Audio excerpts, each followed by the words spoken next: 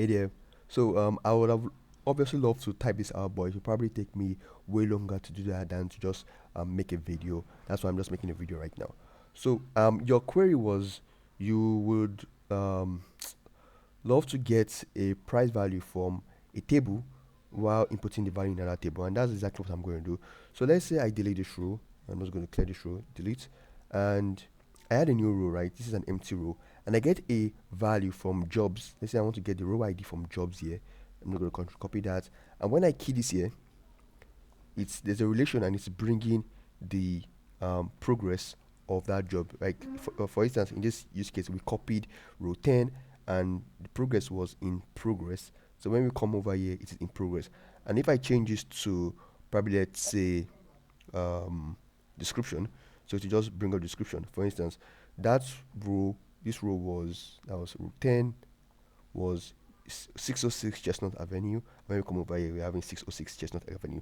And really, what you just is you have a column where you would write the value to, which could be like a text or whatever column you're trying to use, and then you would have a relation that you're relating your value in this column to an identical value, or you have to have two identical values between the two tables. In this case, we have jobs, and over here it was row ID. So the two values in the table must be identical. That's how relation works, right? That's why we have this. For instance, if this was, let's say it was not Q wasn't there, you could see it blank because they have to be two identical values. Or if you're using a value from another row, let's just use the same row and let's copy this. I'm going to come over here and I just paste this here. You notice nothing happens because the relation wasn't set using that method. It wasn't set using that scenario. But so like if I change this to, you know what, I'll just make everything way more complex. Or you know, let me just go through that. So if I set this to, rather than saying jobs row ID, if I set this to jobs name or title, only this row would get the value because I just change it to the name, and why everything else will be blank, right?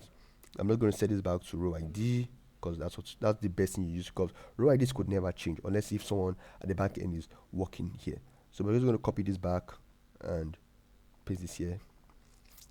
Right, and then you have a lookup, right? So it's the lookup that a lookup would work in a relation to get the value from this relation. So for instance, this lookup, now we're pointing into this, to a relation here, our job relation, and just looking up the description here, and that is basically how we're able to get the value from this table.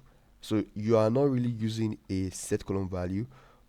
Instead, I think what you just needed to use was a lookup and a general idea of how this app works. I can see you are new to Glide, so, or rather this is your first time posting. Oh yeah, so you're actually new to Glide, and welcome here, and I hope you do and understand the process here. And if this is not what you're looking for, do let us know. Someone in the community would love to help you out. Have a good day.